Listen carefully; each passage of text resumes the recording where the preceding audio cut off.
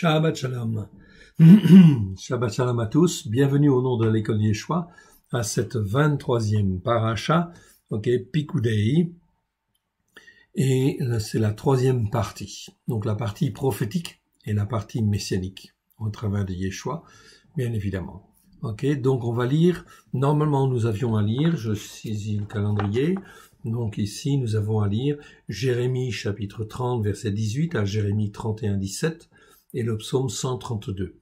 Et la Brit Hadasha, Marc chapitre 16 verset 7 à 20. Dans les chapitres de Jérémie, donc normalement c'est à partir du verset 18, mais comme on aime bien la parole et on aime bien ce que Dieu en fin de compte veut nous donner, veut nous dire, surtout par rapport au temps en fait actuel, eh bien c'est très important. On va lire tout le chapitre 30 et le chapitre 31, bien sûr, et on verra le psaume 132 ensuite. Et la Brit Hadasha. Écoutez bien en fin de compte ce passage. En remettons ces quelques instants au Seigneur. Père très saint, nous te rendons grâce en précieux nom d'Yeshua. Nous voici devant toi, corps, âme et esprit. Nul n'est comme toi dans le ciel. C'est toi que nous voulons servir. Aide-nous, ouvre-nous les yeux, Seigneur, les oreilles, sur ce que toi tu veux, tu entends faire de nous à la gloire de ton saint nom, afin que nous puissions mieux comprendre ce que toi tu veux.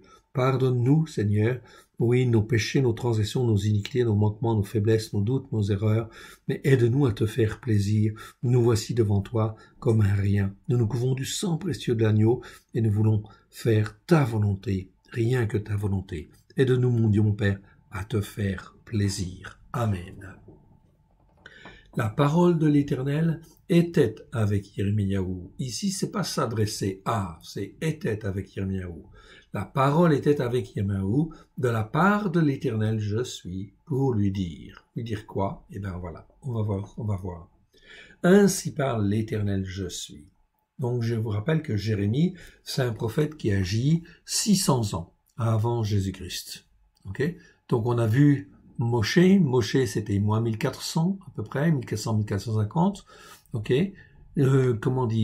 Salomon c'était les années moins 970, dans ces eaux-là, donc là on est effectivement dans le temps de Salomon. Salomon c'est moins 970 exactement. Et ici nous sommes à moins 600 avant Jésus-Christ. Donc c'était le temps de la destruction de Jérusalem, du temple. Pourquoi? Parce que le peuple d'Israël n'a pas écouté pour mettre en pratique. Tout cela sert d'exemple. Verset 2. Ainsi parle l'Éternel je suis, l'Élohim d'Israël. Écris toutes les paroles que je t'ai dites dans un livre. Voici, les jours viennent, déclaration de l'Éternel, où je ramènerai les captifs de mon peuple d'Israël et de Yehuda, dit l'Éternel, je suis. Je les ramènerai dans le pays que j'ai donné à leur père, et ils le posséderont. Donc voilà le plan de Dieu. Déjà, la volonté de Dieu, c'est de ramener son peuple sur sa terre. C'est écrit, c'était déjà écrit 6 siècles avant Jésus-Christ. Ce sont ici les paroles que l'Éternel je suis a prononcées sur Israël et sur Yehuda. Sur Israël et sur Yehuda. Donc c'est aussi sur les 10 tribus du Nord. Ainsi parle l'Éternel je suis. Nous entendons des cris d'effroi. C'est la terreur, ce n'est pas le shalom. Informez-vous, je vous prie, et regardez si un mal enfante. Pourquoi vois-je tous les hommes matures, les mains sur leurs reins comme une femme en travail? Pourquoi tous les visages sont-ils devenus pâles? Ils sont en souffrance. Guéber, c'est les hommes matures, c'est les hommes forts, c'est les hommes formés, normalement. Mais comme ils ne sont plus, en fin de compte, sur la parole de Dieu, forcément, ils sont en souffrance. Verset 7, malheur, car ce jour est grand, il n'y en a point eu de semblable. C'est un temps d'angoisse pour Jacob, mais il en sera délivré. C'est un temps d'angoisse pour Israël. Jacob, en fait, ici, c'est Israël. C'est l'Israël dispersé par le monde. Il s'appelle Jacob. Mais il en sera délivré. L'Éternel promet une restauration. En ce jour-là, déclaration de l'Éternel des armées, je briserai son joug de dessus son cou, je romprai les liens, et des étrangers hostiles ne t'assujettiront plus. Donc là, on est effectivement ici dans les étrangers hostiles. Donc, étrangers hostiles, c'est Zour. Je vous le montre. Ok, je vous l'ai déjà montré, mais je vous le remontre. Donc, zur, en fait, ici, c'est un verbe, ok, qui est au cal participe, et ça existe 77 fois dans 76. C'est pas simplement étranger, c'est un étranger qui détourne, qui éloigne, qui est hostile, en fait, ici, qui est contre Israël. Donc, ici, on parle des étrangers hostiles. Les étrangers hostiles ne t'assujettiront plus. Ils serviront l'Éternel, leur Elohim, et David, leur roi, que je leur susciterai. Ah! Et le roi que je leur susciterai. Et pourtant, David a déjà existé, moins 1000 avant Jésus-Christ. Ok? Et ici, qu'est-ce que nous voyons? Eh bien, nous voyons qu'on en parle de David. En fait, ici, Jérémie parle d'un David. En fait, ici, c'est la descendance de David, c'est Yeshua, tout simplement.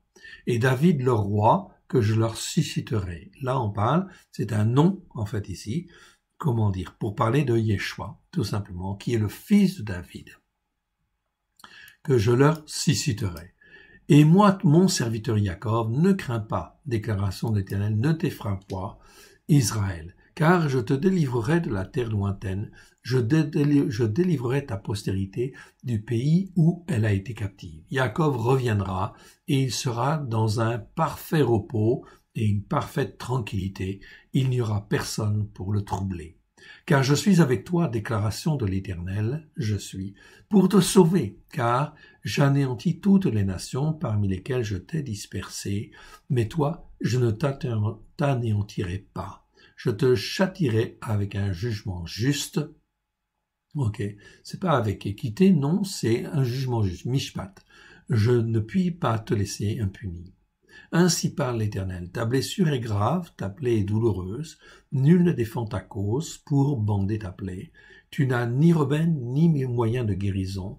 Tous ceux qui t'aimaient t'oublient, aucun ne te prend souci de toi, car je t'ai frappé comme frappe un ennemi, je t'ai châtié avec violence à cause de la multitude de tes iniquités et du grand nombre de tes péchés. Donc là, on a bien effectivement la cause, les causes en fait ici, de la dispersion d'Israël et de ses souffrances pendant 2000 ans. Mais ça a duré 2000 ans quand même, hein? Okay? La multitude de tes iniquités et un grand nombre de tes péchés. Pourquoi te plaindre de ta blessure et de la douleur que cause ton mal? C'est à cause de la multitude de tes iniquités, du grand nombre de tes péchés, que je t'ai fait souffrir ces choses. Donc Israël, depuis 2000 ans, a été, en fin de compte, dans la souffrance, bien évidemment, dans la douleur, et Dieu l'a permis. Dieu l'a permis, pourquoi? À cause des iniquités et à cause des péchés. Mais si maintenant Israël se tourne vers son Dieu, se repent avec une attitude de repentance, par rapport à ses péchés et ses iniquités, alors l'Éternel Dieu agira dans sa miséricorde et sa bonté. Et c'est ce qu'il va faire. Oui, bien sûr. Donc aujourd'hui, on est dans une période prophétique où c'est la fin du temps des nations, mais c'est aussi le temps, en fin de compte, où Dieu prépare Israël afin qu'Israël soit relevé, puisse s'humilier, se repentir et faire appel, en fait, au Très-Haut, comme, en fait, il le faisait avant. Donc, il y a bien un travail qui va se faire, en fait, ici, bien évidemment. Verset 16. Cependant, tous ceux qui te dévorent seront dévorés, et tous tes ennemis, tous iront en captivité. Ceux qui te dépouillent seront dépouillés, et j'abandonnerai au pillage tous ceux qui te pillent. Donc ça, pendant ces 2000 ans, que s'est-il passé? Que s'est-il passé depuis 2000 ans que Israël, en fin de compte, que Dieu a chassé Israël de la terre d'Israël, a détruit le temple et a détruit, en fin de compte, une partie de son peuple et l'a dispersé parmi le monde? Eh bien, c'est le temps des nations. Oui, et pendant ce temps des nations, il s'est passé tout un certain nombre de choses. Dieu a vu et Dieu a jugé. Et Dieu juge, en fait, en ce moment, en fait, ici, comment, en fait, ici, les nations ont-ils traité, en fait, Israël? Ça, c'est leur problème devant Dieu. Mais bien sûr, Dieu n'a pas oublié. Et il a vu, en fait, ici. Donc, on arrive dans une période prophétique où Dieu interpelle toutes les nations, bien évidemment, et les appelle à la repentance. Verset 17. Mais je te guérirai, je te panserai tes plaies, déclaration de l'Éternel. Je suis, car je t'appelle la repoussée, cette Tsion dont nul ne prend soin. Donc là, on rappelle en fait Sion, c'est-à-dire c'est l'ensemble en fait des croyants qui, en fin de compte, ne sont pas contre Dieu, en fait, ici, mais qu'ils ne connaissaient pas forcément. Mais en fait, ici, il rappelle, il l'appelle ça, c'est Sion. Ce sont les enfants de Dieu, les fils de Dieu, fils d'Israël, qui appartiennent en fait à Sion, dont nul ne prend soin. Ainsi parle l'Éternel, je suis. Voici, je ramène les captifs des tentes de Jacob. J'ai compassion de ces tabernacles. La ville sera rebâtie sur ses ruines. Le palais, ici, sera rétabli sur son jugement juste. En fait, ici. Donc, selon une certaine équité, mais je ne sais pas, en fin de compte, exactement ici le sens. Du milieu d'eux s'élèveront des actions de grâce et des cris de réjouissance, et je les multiplierai et ils ne domineront pas. Je les honorerai et ils ne seront plus méprisés. Donc ceux qui étaient méprisés hier ne seront plus méprisés. Ces fils seront comme autrefois. Donc c'est rappelé en fait ici, ces fils seront comme autrefois. Son assemblée de témoins subsistera devant moi. Donc l'Éternel parle là d'une restauration d'Israël, d'une manière très forte. Je châtierai tous ses oppresseurs. Son chef, rempli de magnificence, sera tiré de son sein. Celui qui gouvernera marchera, sortira du milieu de lui. Je le ferai s'approcher parfaitement, et il viendra à moi. Car qui oserait de son cœur venir à moi? Déclaration de l'Éternel. De qui parle-t-on là? Son chef rempli de magnificence, c'est bien Yeshua. Yeshua est le chef et le roi des Juifs. Voilà pourquoi ici, son chef rempli de magnificence sera tiré de son sein, donc de la tribu de Juda. Celui qui gouvernera sortira du milieu de lui. Donc ici, Yeshua, bien sûr, va en fait être révélé. Je le ferai s'approcher parfaitement. S'approcher parfaitement. C'est en fait ici le verbe qui le dit, donc c'est un accompli. Donc on peut traduire par parfaitement, mais en français ça passe pas très bien, mais on comprend quand même. Et il viendra à moi, car qui oserait de son cœur venir à moi? De son propre cœur venir à moi. Tout passe par Christ Yeshua. Déclaration de l'Éternel. Vous serez mon peuple et moi je serai Elohim pour vous. Dieu donc parle d'une restauration pleine entière. Vous serez mon peuple et je serai Elohim pour vous. Ici, c'est bien l'expression qui est utilisée ici. Je ne sais pas, je serai votre Dieu. Je serai Elohim, c'est-à-dire le Dieu qui a créé le ciel, qui a créé la terre. Je serai l'Elohim, le Dieu de la justice pour vous. Voici la tempête de l'Éternel. La fureur éclate. L'ouragan se précipite. Sur la tête des méchants, ils font. Là, ça nous parle de la fureur ardente de l'Éternel. La fureur de sa colère. Le verset suivant dit, « La fureur de la colère de l'Éternel, je suis, ne se calmera pas jusqu'à ce qu'il ait accompli, exécuté les desseins de son cœur. Vous le comprendrez dans la suite des temps. » Donc, le Covid-19, cela fait déjà 1 an que c'est une pandémie mondiale, Eh bien là, c'est déjà l'expression de la colère de Dieu, qui appelle à la repentance, non seulement les hommes et les femmes, mais aussi les nations, à revenir vers l'Éternel Dieu, le Dieu Tout-Puissant, le Très-Haut, le Maître du ciel et de la terre. Celui qui s'appelle El Shaddai, le Tout-Puissant, bien évidemment. Donc la fureur ardente de l'Éternel va se répandre. Elle va venir. Fureur ardente, c'est le mot Réma. Réma, vous l'avez là. Ça s'appelle en fait ici fureur ardente. On peut le traduire par fureur ardente. D'autres mots en fait ici, U et V, bien en fin de compte ici, petit u et petit v, c'est fureur. Fureur, c'est raron. Vous les avez là, vous l'avez là. Ça, c'est en fait la fureur. Et là, en fait, la colère. Colère, c'est le mot af, en fait, que vous avez là. Donc, on a, en fait, Réma ici, qui est la fureur ardente, qui consume, qui brûle.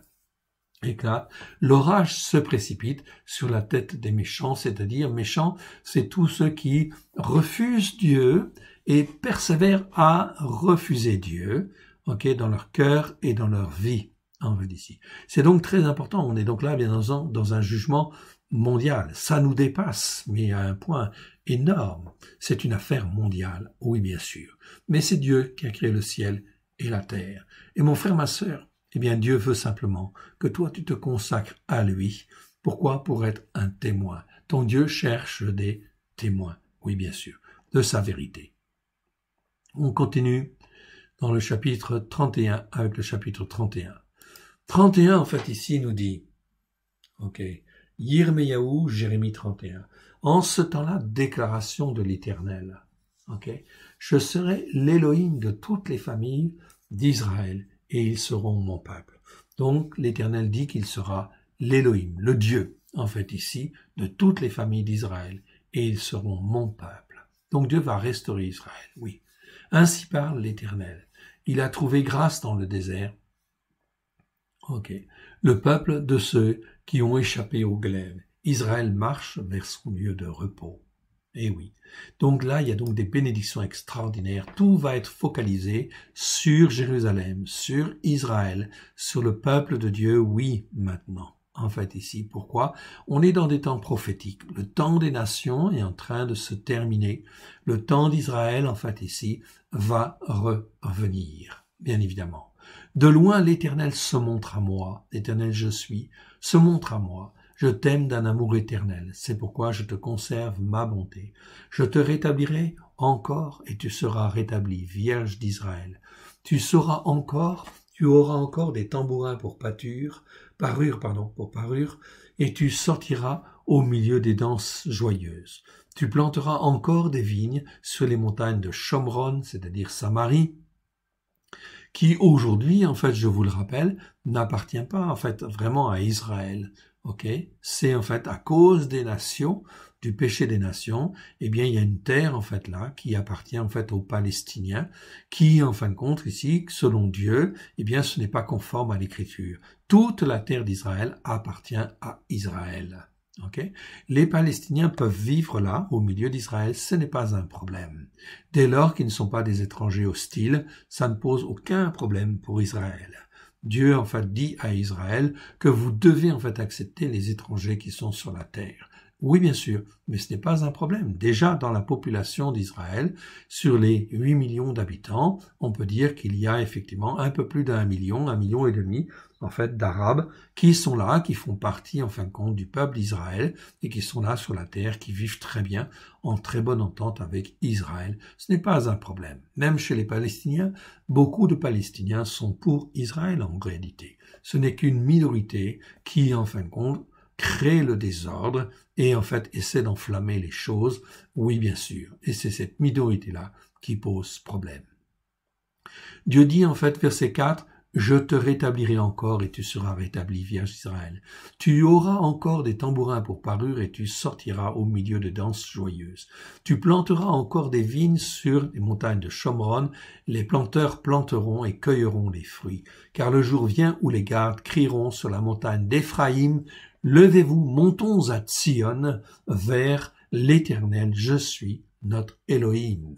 Montons à Tsion, ok, montons à Jérusalem, à la montagne de Tsion, ici de la montagne d'Éphraïm. Donc, il y a bien une restauration ici qui va se faire.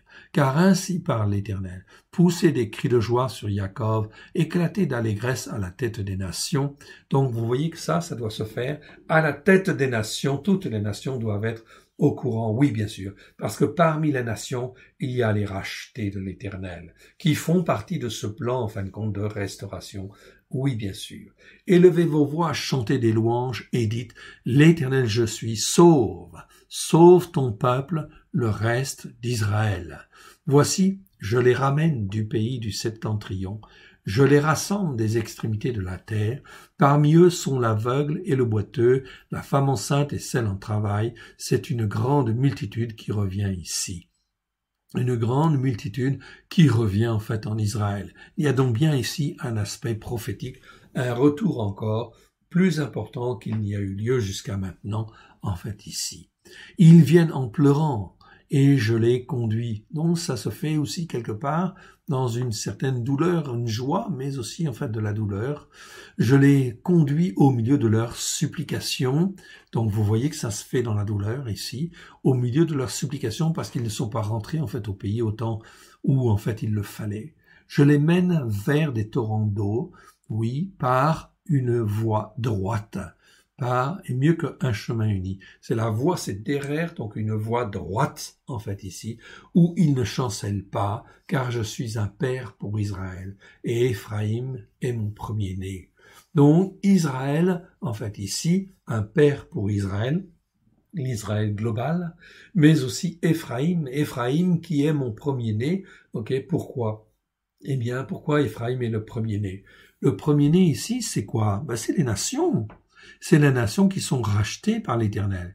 Et ici, Éphraïm est mon premier-né, c'est-à-dire celui qui est né en fin de compte, mais qui n'était pas en fait là avant, mais qui est le premier-né parmi les nations qui est racheté au travers de Christ. Nations, écoutez la parole de l'Éternel. Donc là, on est bien interpellés, toutes les nations sont interpellées. Écoutez la parole de l'Éternel et publiez-la dans les îles lointaines. Publiez partout, dites... Oui, celui qui a dispersé Israël le rassemblera et le gardera comme le berger garde son troupeau. Car l'Éternel, je suis, rachète par une rançon, ici c'est le mot pada, pada ça veut dire racheter par une rançon, Yaakov, et il le délivre de la main d'un plus fort que lui. De la même manière que Dieu, depuis 2000 ans, s'est racheté en fin de compte des hommes et des femmes parmi les nations, de la même manière, Dieu va se racheter en fait ici son peuple. Bien sûr, aujourd'hui, il y a un voile, mais Dieu dit qu'il rachète. Il rachète par une rançon. Quelle est cette rançon par laquelle Dieu rachète? C'est bien sûr Christ, Yeshua. Verset 12. Ils viendront. Donc il y a bien en fait je ne vais pas dire un réveil, ça fait trop évangélique, mais il y a bien en fait ici un voile qui se déchire quelque part sur en fait la descendance d'Israël pour justement en fait être racheté par une rançon et venir glorifier l'Éternel à Sion. Ils viendront et pousseront des cris de joie sur les hauteurs de Sion. Vous voyez qu'on est sur la montagne de Sion ici. Il n'y a qu'une seule montagne qui est valable. Sur le plan spirituel, c'est la montagne de Sion. Ils accourront avec les biens de l'Éternel de l'Éternel je suis. Le blé, le mou, l'huile, les brebis, les bœufs. Leur âme sera comme un jardin arrosé et ils ne seront plus dans la souffrance. Dieu promet en fait cela. Donc ici, Israël va passer par des temps difficiles, mais en fait ici, ils seront restaurés. Alors les jeunes filles se réjouiront à la danse, les jeunes hommes et les vieillards se réjouiront aussi. Je changerai leur deuil en allégresse et je les consolerai. Je leur donnerai de la joie après leur chagrin. Je rassasierai de graisse l'âme des sacrificateurs. Donc de graisse, ça veut dire quoi? Ça veut dire en fin de compte de l'onction, en fait ici, du Saint-Esprit. Je rassasierai l'âme des sacrificateurs par mon onction, et mon peuple se rassasiera de mes biens. Déclaration de l'Éternel, je suis toujours le même, hier, aujourd'hui et demain. Ainsi parle l'Éternel, je suis. On entend des cris à Rama, des lamentations, des larmes amères. Rachel pleure ses enfants, Rachel pleure ses enfants. Elle refuse d'être consolée sur ses enfants, car ils ne sont plus. 6 siècles avant que Christ Yeshua ne naisse à Bethléem. Eh bien ici, c'est bien écrit. On entend des cris à Rama, des lamentations, des larmes amères. Rachel, pleure ses enfants. Ça nous parle, du massacre d'Hérode, en fait, ici. Lorsque Yeshua est né, eh bien, Hérode voulait faire mourir, l'héritier du trône, l'héritier de David, Yeshua. Bien évidemment, qui est le roi. Le roi des Juifs, en fait, ici, était né. Et bien sûr, pour exterminer cet enfant qui venait de naître, comme il ne savait pas trop, en fin de compte, quel âge il avait, mais il avait moins de 2 ans, alors on va exterminer tous les enfants, les bébés, tous les enfants de moins de 2 ans, en fait, vont être exterminés ici. Et là, ce sera en fait un cri de douleur énorme, de lamentations, de larmes amères. Rachel pleure ses enfants. Elle refuse d'être consolée sur ses enfants car ils ne sont plus. Ainsi parle l'Éternel. Mais il est né, celui qui en doit régner. Ainsi parle l'Éternel. Retiens tes pleurs, retiens les larmes de tes yeux, car il y aura un salaire pour tes œuvres, déclaration de l'Éternel. Ils reviendront du pays de l'ennemi. Il y a de l'espérance pour ton avenir, déclaration de l'Éternel. Tes enfants reviendront dans leur territoire. J'entends Éphraïm qui se lamente. Tu m'as châtié et j'ai été châtié comme un veau qui n'est pas dompté. Fais-moi revenir et je reviendrai, car tu es éternel, je suis mon Elohim. Ok. Après m'être détourné, j'éprouve du repentir. Après avoir reconnu mes fautes, très important, on est dans cette démarche-là, premier Shabbat de cette année, après m'être détourné, j'éprouve du repentir, et après avoir reconnu mes fautes, je frappe sur ma cuisse, et je suis honteux et confus, car je porte l'opprobre de ma jeunesse. Éphraïm est-il donc pour moi un fils chéri, un enfant qui fait mes délices, car plus je parle de lui, plus encore son souvenir est en moi. Ainsi, mes entrailles sont émues en sa faveur, j'aurai pitié de lui, déclaration de l'Éternel. Dresse des signes, place des poteaux, prends à cœur la route, la voie que tu as suivie, reviens, Vierge d'Israël, reviens dans ces villes qui sont à toi. Donc c'est bien un appel à revenir, car la gloire de Dieu va se répandre avec en fait les fils des nations qui ont été rachetés. Jusqu'à quand seras-tu errante? Fille égarée, car l'Éternel crée une chose nouvelle sur la terre. La femme, dans sa dimension féminine, c'est-à-dire dans son essence même, cherchera l'homme fait, cherchera l'homme mature, bien évidemment. Ici, parce que la femme, elle est faite pour ça. Elle a une fonction féminine, donc c'est très important. La femme cherchera l'homme, c'est pas n'importe quoi. C'est en fait la femme dans sa fonction féminine, de celle qui donne la vie, comme El Shaddai donne la vie, eh bien, elle est là. Mais elle cherchera l'homme fait, l'homme mature, c'est-à-dire l'autorité sur laquelle, en fin de compte, elle doit être mise, placée, pour être protégée et gardée, bien sûr, de la puissance de l'ennemi. Verset 23. Ainsi parle l'Éternel des armées, l'Élohim d'Israël. Voici encore ce que l'on dira dans le pays de Yehuda et dans les villes, quand j'aurai ramené les captifs. Que l'Éternel te bénisse, demeure de la justice, montagne de la sainteté. Voilà, on retrouve là la sainteté en fin de compte de Dieu. Dieu veut ramener en fait ici son peuple, veut ramener en fait ici les nations sur la montagne de la sainteté, ici, la montagne de Sion. Là s'établiront Yehuda et toutes ces villes, les laboureurs et ceux qui conduisent les troupeaux, car je rafraîchirai l'âme altérée et je rassasirai toute âme languissante. Là-dessus je me suis réveillé et j'ai regardé, mon sommeil m'avait été agréable. Regardez bien ce que l'Éternel va faire. C'est très important. Est-ce que nous sommes prêts, en ce premier Shabbat de l'année spirituelle, à nous consacrer à l'Éternel, corps, âme et esprit, à nous offrir nous-mêmes en son sacrifice d'élévation à la gloire de son saint nom? Regardez ce qu'il va faire. Voici les jours viennent, déclaration de l'Éternel, où j'ensemencerai la maison d'Israël et la maison de Yehuda, d'une semence de descendants d'Adam et d'une semence d'animaux domestiques. Donc une semence particulière. Qu'est-ce qu'elle va faire? Et comme j'ai veillé sur eux pour arracher, abattre, faire détruire, ruiner et faire du mal, ainsi je veillerai sur eux pour bâtir et pour planter, déclaration de l'Éternel. Mon frère, ma sœur, on est bien là en ce début d'année, dans en fait ici une consécration particulière. Est-ce que tu veux faire partie de cette reconstruction en fait que Dieu, l'Éternel Dieu, veut faire? On est là dans une dimension prophétique, oui bien sûr, ok, et Dieu va veiller, va regarder les cœurs, ok, les semences en fin de compte à droite et à gauche pour en fin de compte voir, chercher des cœurs qui veulent être prêts pour le servir et le glorifier, lui le seul vrai Dieu, l'unique vrai Dieu.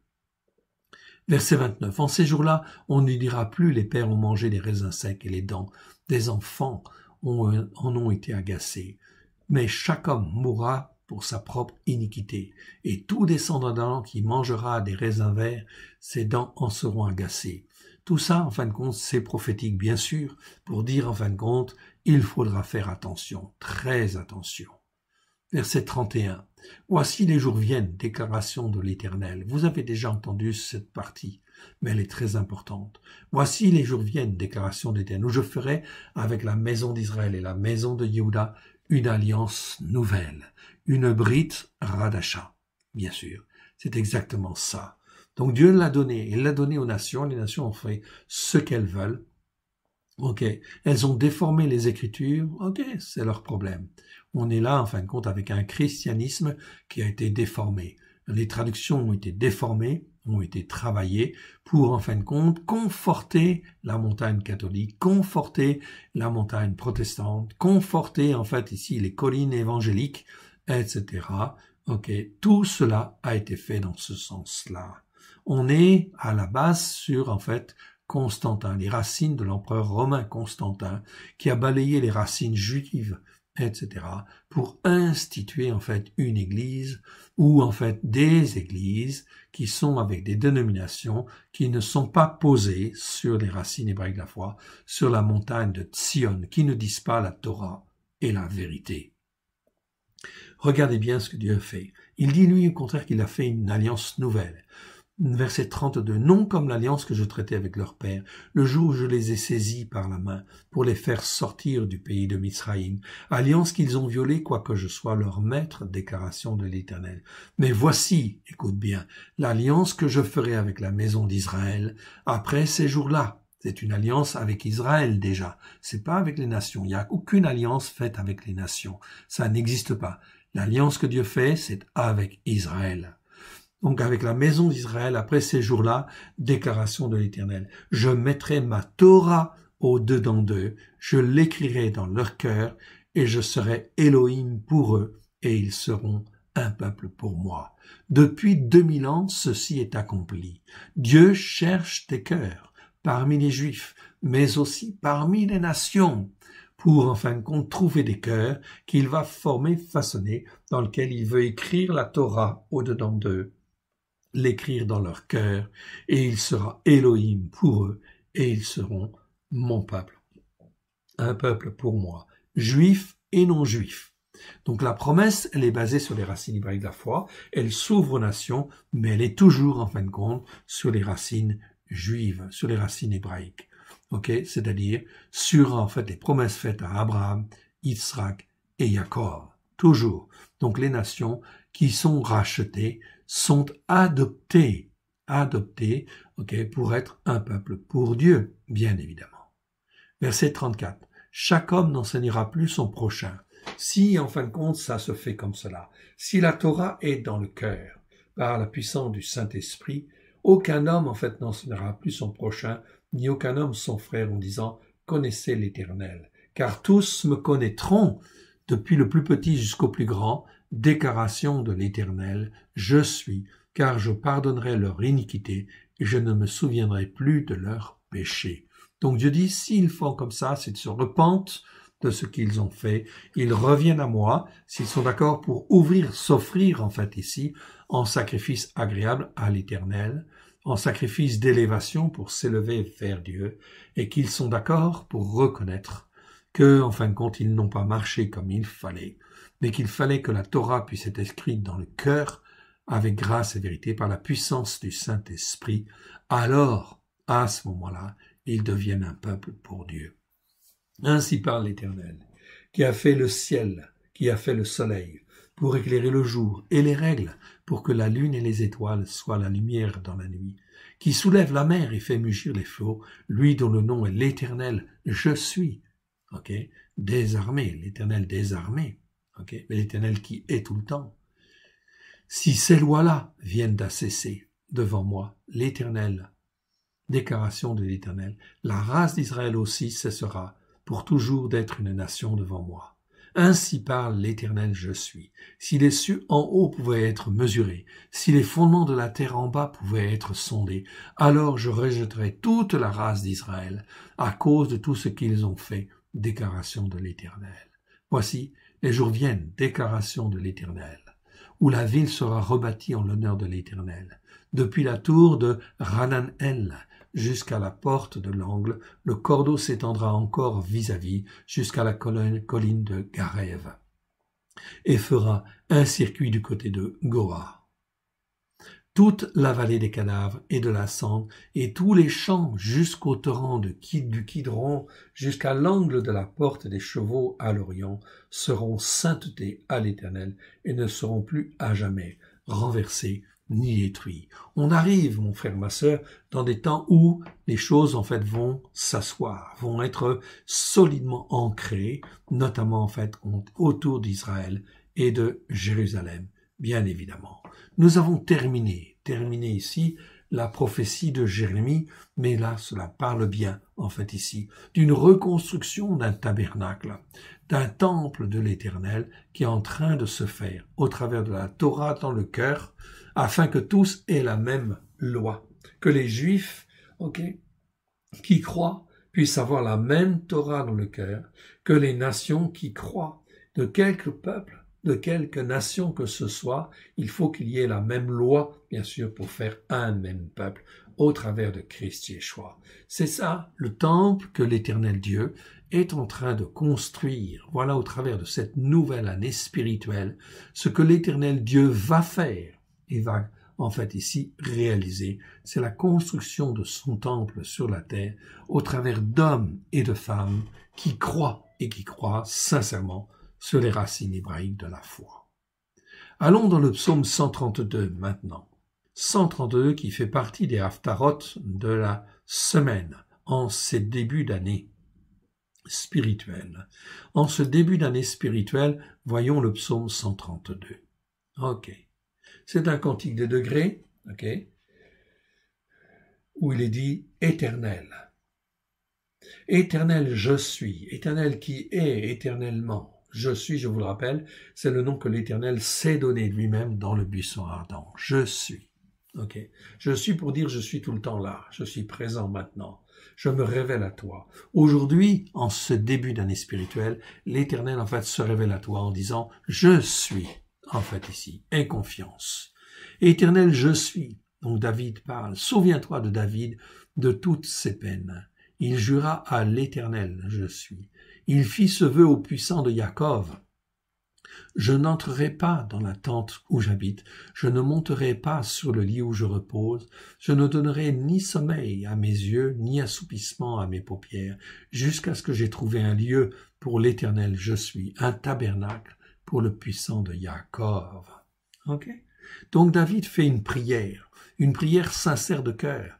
Il voulait faire une maison, un tabernacle pour l'Éternel Dieu. Il avait cette volonté-là dans son cœur, bien évidemment, pour le puissant de Jacob. Il utilise cette expression puissant de Jacob, ça veut dire que rien ne résiste, en fait, bien évidemment. À l'Éternel Dieu, qui s'appelle le puissant de Jacob. David le sait, en fait, ici, il va le dire.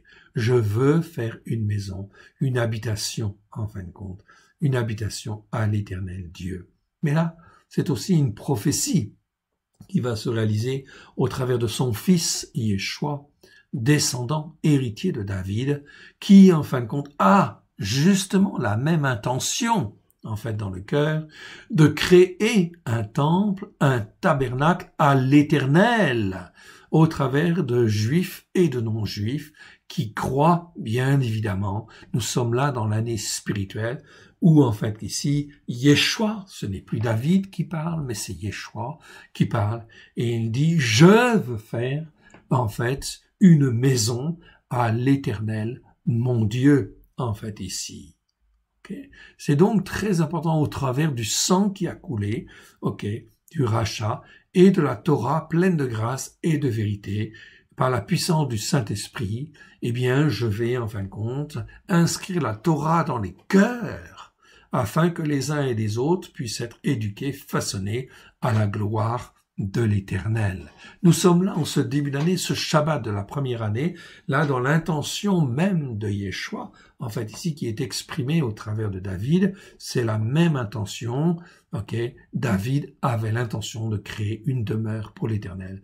Eh bien Yeshua de la même manière, au travers de nos cœurs, veut créer une demeure pour l'Éternel, un temple, bien évidemment, afin que nous soyons, comme l'Écriture le dit, comme Paulos le dit, une habitation de Dieu en esprit, ou comme Paulos le dit dans les Corinthiens, en fait ici, nous sommes le temple du Saint-Esprit. Pourquoi faire?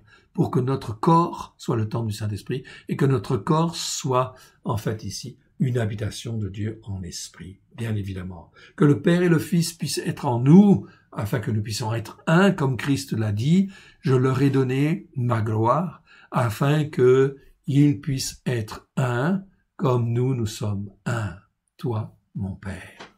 Amen. C'est selon la prière que Yeshua a fait dans Jean 17. Voici, nous entendîmes parler à Ephrata, et il y a bien un rapport avec Christ Yeshua, bien sûr, verset 6. Voici, nous en entendîmes parler à Ephrata. Ephrata, c'est quoi?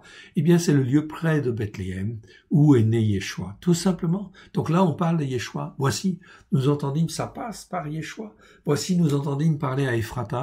Nous la trouvâmes dans le champ de Jahar. Qu'est-ce qu'on a trouvé dans le champ de Jahar? C'est l'arche. L'arche, en fin de compte, qui a été transportée.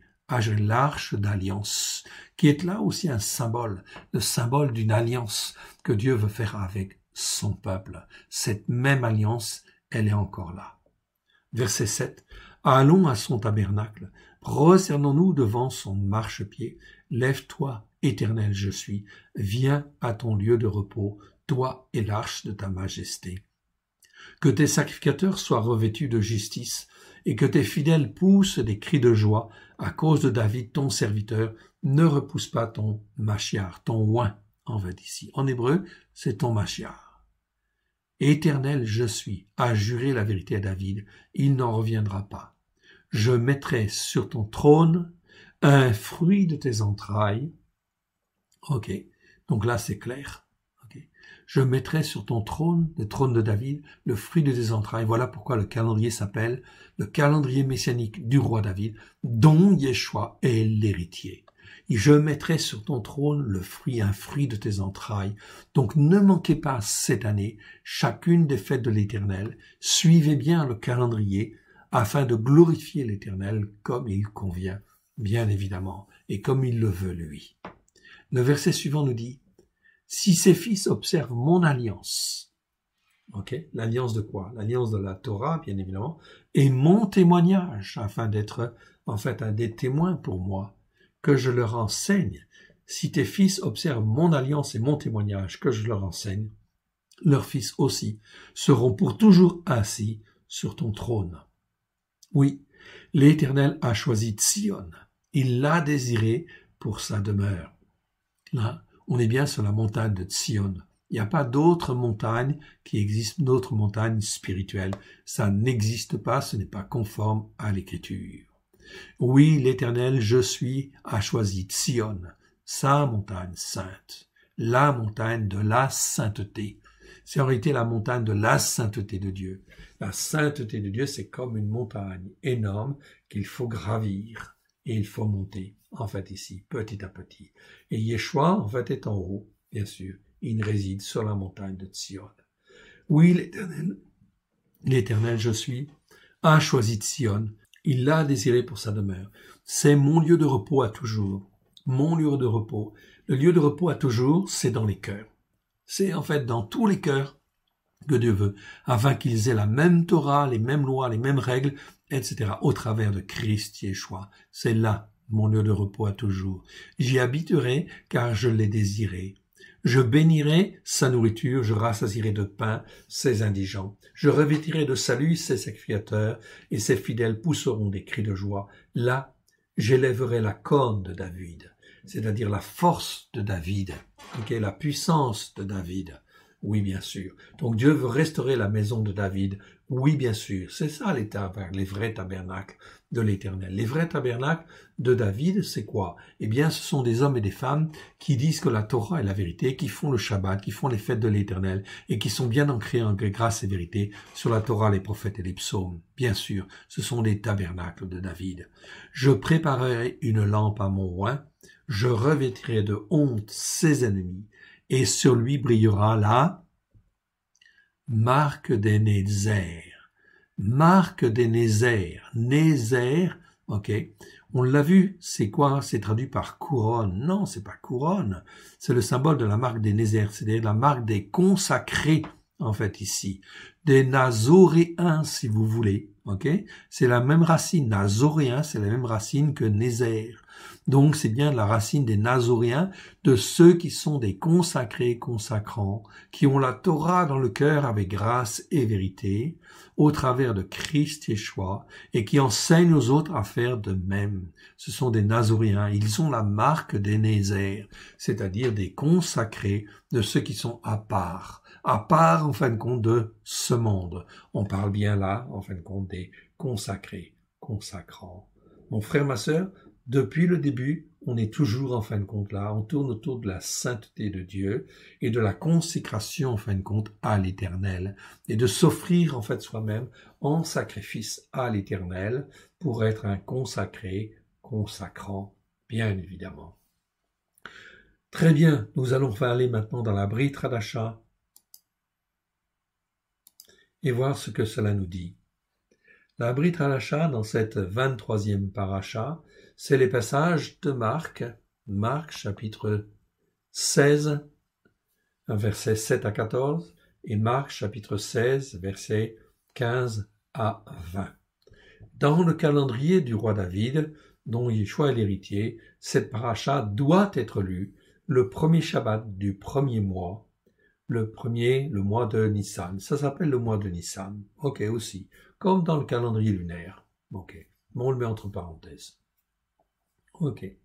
En effet, il est écrit que le tabernacle fut érigé le premier jour du premier mois. C'est écrit dans Exode chapitre 40, versets 2 et 17. C'est ce que nous avons lu ce matin. Premier jour du premier mois. De la même manière, donc le tabernacle, ok, il est constitué pour, en fin de compte, amener les gens, en fait ici, à la croyance, à être formés. De la même manière, Marc nous parle de Yeshua qui est ressuscité, montrant ainsi le nouveau tabernacle et la nouvelle manière spirituelle de voir en fait les choses. Yeshua est ressuscité, c'est-à-dire qu'il a vaincu la mort et il est là. En ce début d'année spirituelle, il est là ressuscité. Ok? Et sa résurrection doit être annoncée pourquoi? Doit être annoncée pourquoi? Tout simplement pour dire que la puissance de Dieu est là. C'est Dieu qui fait tout par la puissance de son Saint-Esprit. Ok? C'est pas nous les hommes. Nous sommes ses serviteurs. Ok? Nous sommes ses esclaves quelque part. Ok? Et nous devons apprendre à être les esclaves de Dieu, les esclaves de Christ tout simplement.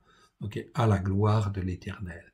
Donc la résurrection doit être annoncée pourquoi? Pour montrer, ok, que là, en fait, la puissance de Dieu est là sur la mort, en fait, ici, et que la mort n'a plus de pouvoir, bien évidemment. En cette période de Covid-19, etc., cela nous parle, oui, bien sûr, de pandémies qui vont s'aggraver, ok, donc ça ne va pas aller dans le bon sens. Pourquoi? Parce que le repentir se dérobe aux yeux de Dieu. Donc forcément, eh bien, la situation va se durcir, va se compliquer de plus en plus avec des crises financières, des famines, toutes sortes en fin de compte de choses. Okay, le but de tout cela, c'est de nous mettre dans l'épreuve de manière à ce que nous puissions vraiment nous centrer sur l'Éternel Dieu, sur sa Torah pleine de grâce et de vérité. Ok, qu'est-ce qu'il dit en fait ici? Versets 7 et 8. Mais allez dire à ses disciples, ok, à Pétros, qu'il vous précède en Galila. Galilée, Galile ou Galila, ok. En hébreu, on a les deux mots, ok. Donc nous avons choisi Galila. C'est là que vous le verrez, comme il vous l'a dit.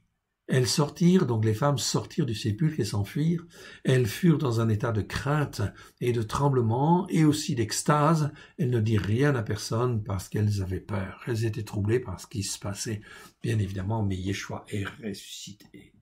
Donc il est ressuscité, donc la puissance en fait de vie de Dieu, en fait ici, El Shaddai, est là, en fin de compte, pour donner la vie à tous ceux qui croient, oui bien sûr, qui veulent rentrer en fin de compte dans la présence de l'Éternel et se consacrer à l'Éternel. Le lendemain du Shabbat qui suit Pessah, c'est la fête des prémices ou la fête de la résurrection. Okay, nous aurons l'occasion de le découvrir plus avant. Mais déjà, il est ressuscité. Yeshua étant ressuscité, apparu le matin du premier jour, après le jour du Shabbat. Attention en fait aux traductions, bien évidemment. C'est comme ça qu'il faut traduire effectivement ce texte-là. Et non pas en fait, et non pas le matin du premier jour de la semaine. Non. Okay? Il a apparu le matin du premier jour après le jour du Shabbat. Ok. Donc ça c'est très important, car Yeshua n'est jamais ressuscité un dimanche. Non, absolument pas. Il est ressuscité nécessairement un jour de Shabbat. Mais la constatation de la résurrection, c'est le lendemain du Shabbat. D'abord à Myriam, à Magdalite, de qui il avait chassé 7 démons. Ce n'est plus le Shabbat, donc elle peut se déplacer et elle peut aller en fait au tombeau. Celle-ci lui apporta la nouvelle de ceux qui avaient été avec lui, qui s'affligeaient et pleuraient. Celle-ci alla apporter la nouvelle à ceux qui étaient avec lui, qui s'affligeaient et pleuraient. Quand ils entendirent qu'il était en vie, qu'il était vivant, qu'il était en vie, et qu'elle l'avait vu, ils ne la crurent point. Donc ils étaient sceptiques, leur cœur était, il y avait un certain endurcissement quelque part. Pourtant, ils avaient été 3 ans et demi avec le maître, ok, et en fait, ils étaient juifs, et en fait, ils étaient enseignés dans les racines hébraïques de la foi, mais ils ne le croyaient pas. Leurs yeux n'étaient pas encore ouverts, totalement en fait ouverts. Après cela, il apparut sous une autre forme à 2 d'entre eux, c'est donc en fait sur le chemin d'Emmaüs, ok, d'entre eux qui étaient en chemin pour aller à la campagne. Ils revinrent l'annoncer aux autres qui ne le crurent pas non plus. Donc, deuxième témoignage, ils ne croient pas. Enfin, il apparut aux 11 pendant qu'ils étaient à table et il leur reprocha leur incrédulité et la dureté de leur cœur. Incrédulité d'une part, ok, et la dureté de leur cœur, sclérocardia. Ok, parce qu'ils n'avaient pas cru ceux qui l'avaient vu ressuscité. Donc là, on est quelque part dans une certaine dureté de cœur, en fait ici, et le cœur a du mal, en fin de compte, à aller, parce qu'il manque de foi, tout simplement, et il ne croit pas à la parole de Dieu, en fait ici, facilement. Donc là, il y a un petit souci quand même. Mais ça va se résorber. Enfin, ça va se résoudre parce que Yeshua va intervenir. Ok, les disciples de Yeshua, il va souffler sur eux, et en fin de compte, afin qu'ils puissent comprendre tout ce qui est en fait dans la Torah, les prophètes et les psaumes, tout ce qui concernait en fait Yeshua, dans la Torah, les prophètes et les psaumes, Yeshua va leur expliquer, ok, et il va souffler sur eux. Donc ils ne sont pas été évangélisés, ni faire quoi que ce soit, avant d'avoir bien compris que Yeshua, en fin de compte, était mentionné dans la Torah, les prophètes et les psaumes, et il fallait qu'ils soient éclairés sur cette dimension spirituelle afin de recevoir n'importe quel ministère, en fait, ici. Ok, un ministère quelconque. Sinon, ils allaient enseigner dans l'erreur quelque part. Donc, Yeshua va dire ici. Puis il leur dit, allez par tout le monde et proclamez à haute voix la bonne nouvelle à toute la création. Quelle bonne nouvelle! Que, en fin de compte, Yeshua est ressuscité et que l'accomplissement des promesses faites à Abraham, Isaac et Jacob ont trouvé leur accomplissement maintenant et qu'il suffit simplement de proclamer à haute voix. Non pas prêcher, certainement pas prêcher.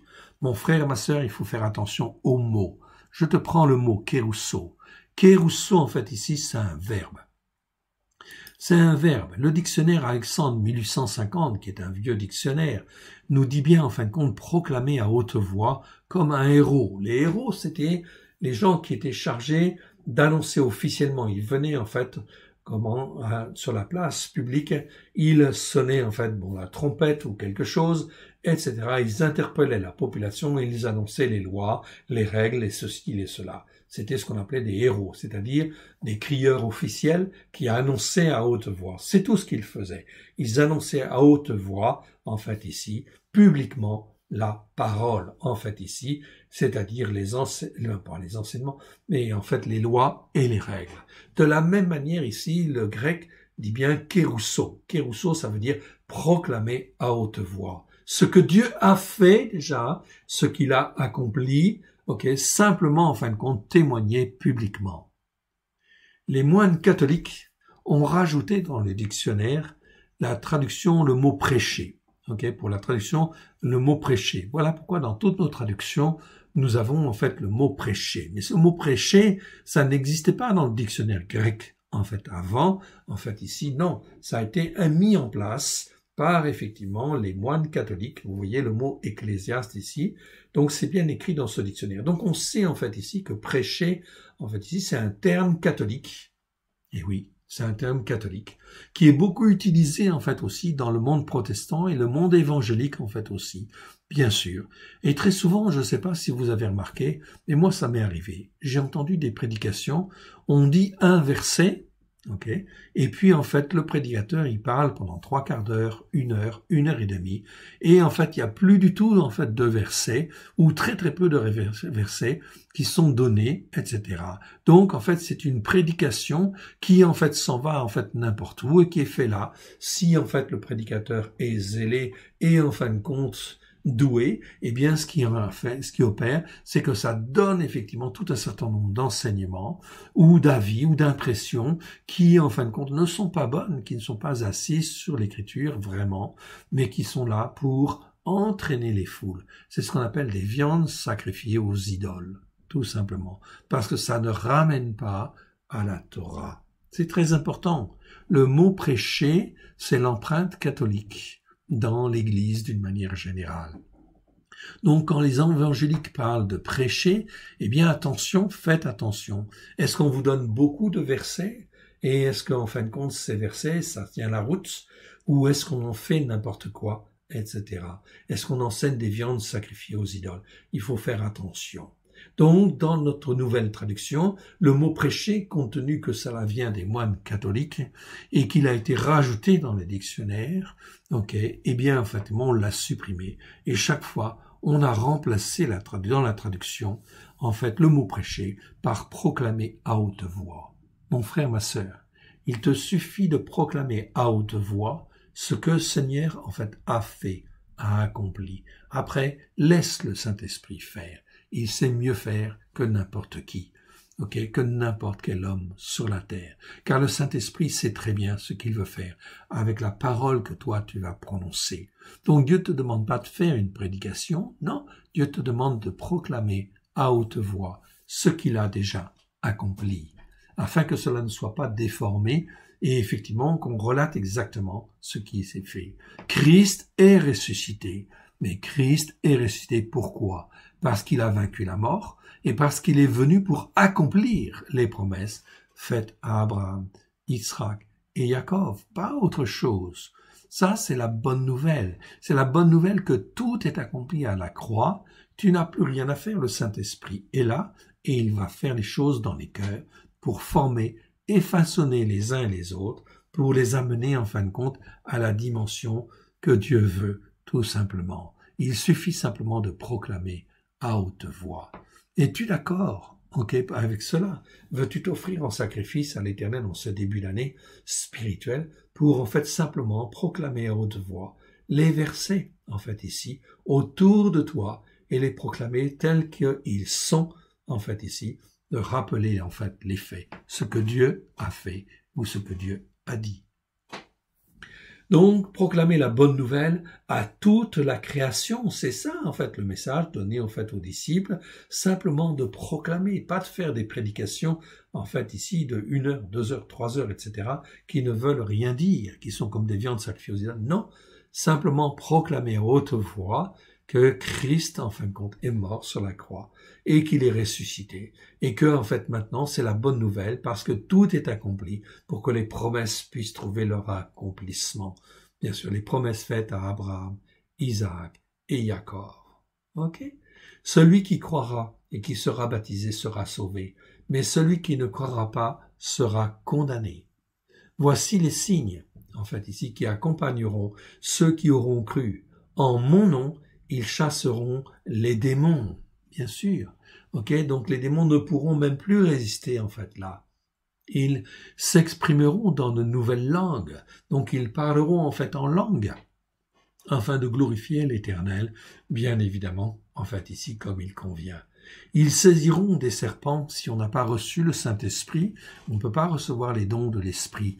Ok, ici. Donc ça, c'est très important, bien évidemment. Il faut recevoir. Il y a donc le baptême d'eau, en fait, ici, c'est le baptême, en fait, on se plonge, en fait, dans l'eau, etc. Et on ressort en nouveauté de vie, bien évidemment. Et on doit recevoir le baptême du Saint-Esprit, bien évidemment, pour être renouvelé dans sa capacité à réfléchir et être renouvelé dans sa compréhension des choses. Sinon, on est dans une compréhension terrestre ou charnelle, ok, ou morale même, mais qui n'est pas bonne devant Dieu et qui est mal et même qui peut être très malsaine parce qu'elle nous empêche de rentrer dans la dimension spirituelle que Dieu veut.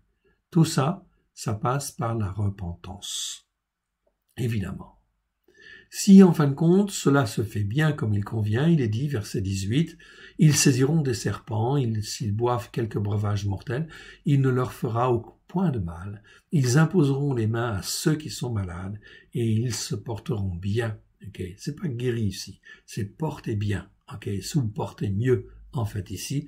Donc, c'est porter bien, ils se porteront bien.